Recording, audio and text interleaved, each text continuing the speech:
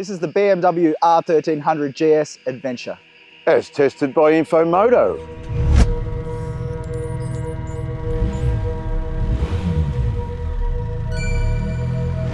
What was it, Snag? About 6 months ago we tested the R1300 GS. You know, about 6 months ago, about Spence. 6 months ago, the big new model replacing the long-running 1250 GS. Much awaited. You liked it so much that you bought one. As we move over to the GS Adventure, let's just have a think about what made the regular GS, you know, a step up from the 1250. It got that new motor, lovely new motor. The bike was a lot smaller. Suspension upgrades and technical advancements all throughout. That basically sums it up. Was a real step forward. And for you, like, the big deal was that size difference really made a difference. That was the deal maker. Yeah. I would probably never have owned a GS, Spence. Yeah. Because they were too big for me. You're simply too big. Too big. And the triple black has the adaptive ride height, which lowers it at standstill. Of course. And that made all the difference for me, and I absolutely love it. Yep. So now we move over to the GS Adventure. Of course, the same platform, but as has always been this nomenclature, the Adventure motif basically means a bigger fuel tank. We've got a 30-litre fuel tank. So we certainly have a 30-litre fuel tank. We have every bit of 30 litres of fuel tank. 30.01. Yeah. So let's talk a bit about spec. Look, basically, I'm not going to run through everything. What's the point? You'll be there all day. And, you know, assume that if the technology exists, it's either standard or you can get it. But we've got the trophy variant here, so a little bit more off-road. Yes. And we've got some of these side tank bags, so which even adds to its behemoth status. But what we must talk about is the fact that this is fitted with the optional ASA. Yep, completely different change from everything BMW's done before.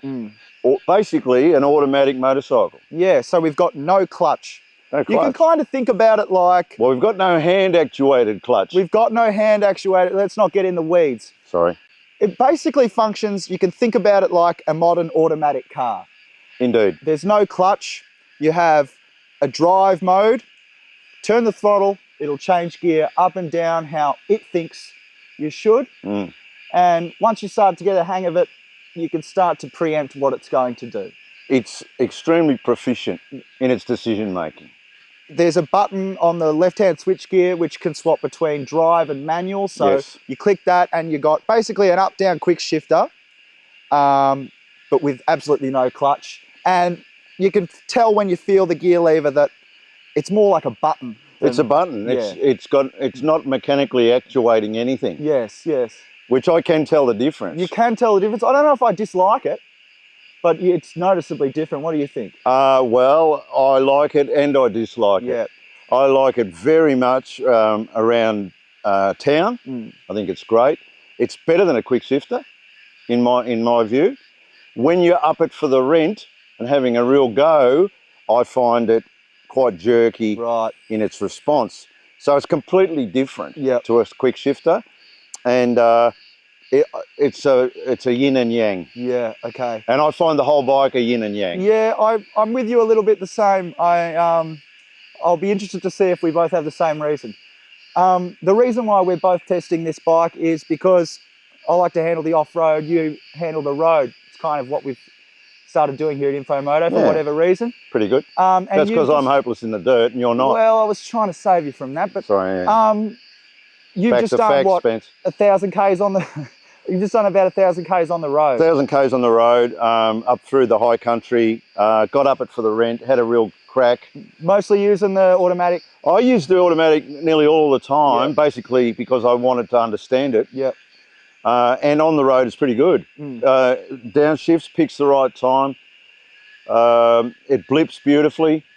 You can go back down through the gears by just a quick blip on the throttle. It's intelligent and intuitive, but I think one of the great joys of having a scratch on the road, and a serious scratch, is operating the gearbox with my foot, operating the clutch with my hand, getting the timing of that right, hitting your blips, so you've matched up your engine speed to your gearbox. I find the gearbox operation a highlight of riding a motorcycle fast. I could not agree more.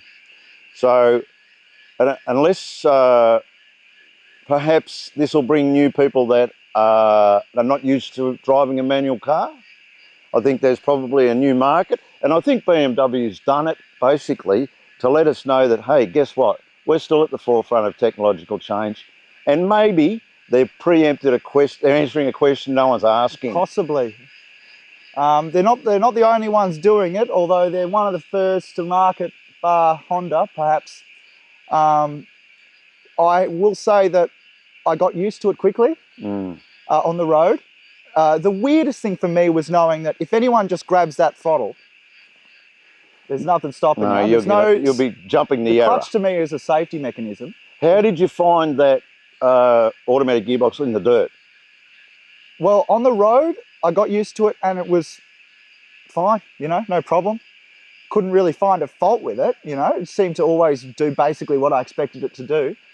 On the dirt, I changed to Enduro Pro, the rider mode, and I think that affected how it responds. But I just found, like, when you're getting into some more technical stuff, I want to know exactly what gear I'm in. I want to know exactly when it's going to change gear. And so I reverted to the manual mode because there's a big bloody motorcycle here. I'm in, in a big rut. I want to be damn sure what gear I'm in. And you're in first and second most of the time anyway. On the big dirt roads and stuff, like you could leave it in drive and it would be totally fine. But when you're getting technical, I had no reason to want to put it in drive. Understood. Even though it feels like we're kind of being critical of it, the system itself, it's brilliant the way it works. I don't want it. The technological advancement involved, I kept trying to pick holes in it. Yeah. And I could not find where it was technically not intuitive. Yeah. And ease of operation was all there. Yeah. My problem is I don't want an automatic motorcycle. Yeah.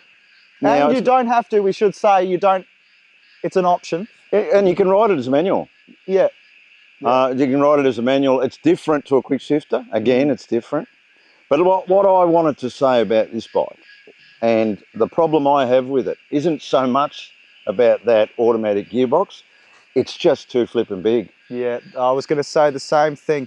It's lower, substantially lower than the R1300 GS Adventure. It's probably more compact all up, but the width of the thing, that's what you're talking about, right?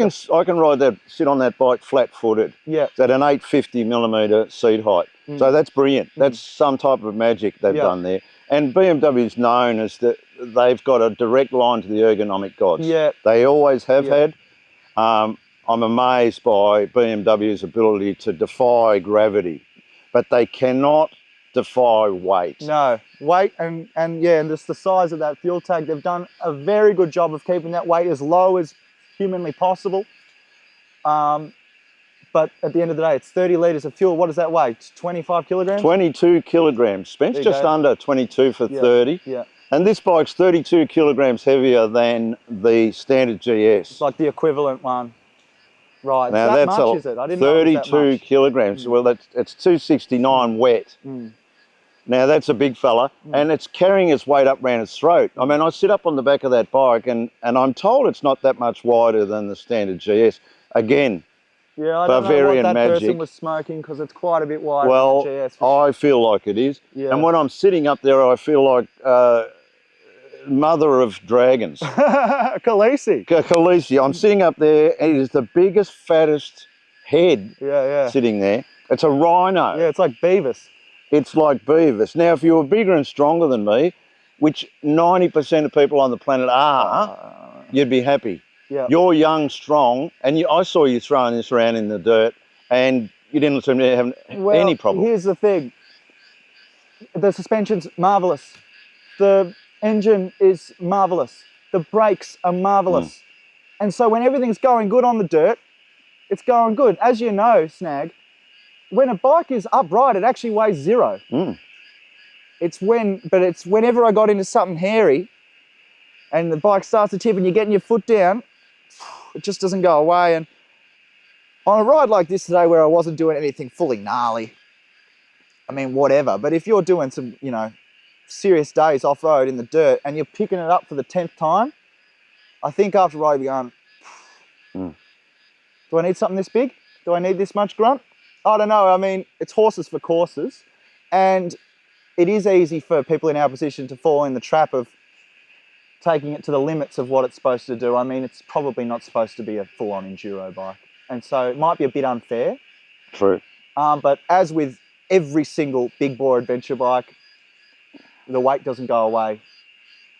The weight doesn't go away when you're picking it up.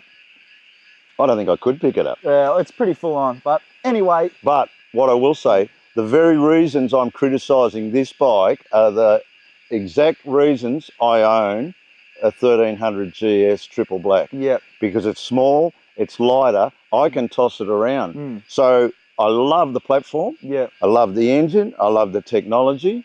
I just don't need it this big. So in short, you would say to a prospective customer, get the GS unless you really plan on eating miles and using that range. You know, as you know, I did a lap of Australia. Yep. I would have loved to have 30 litres of fuel on then. Yep. I would have loved it. Yep.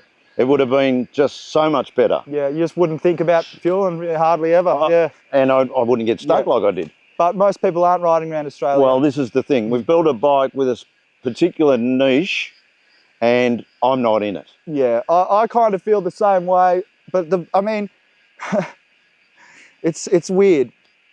It's so good considering it's brilliant. size. It is. If I hadn't ridden a 1300 GS triple black. 100%. So anyway, I guess that comes down to the customer. There are people out there that want to just eat miles and they want that tank. And if you're on the road, I don't know if would you actually, your best place to answer that.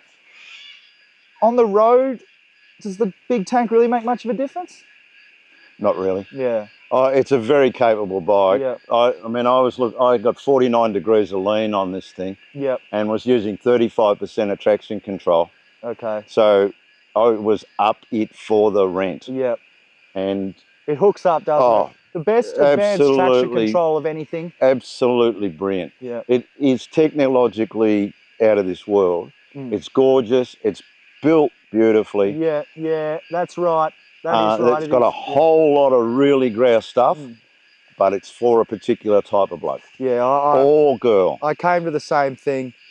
Well, you look like you were having a bit of fun. I was having a ball. Yeah, I was having a ball. Like that kind of stuff, slower speed, technical, a lot of fun.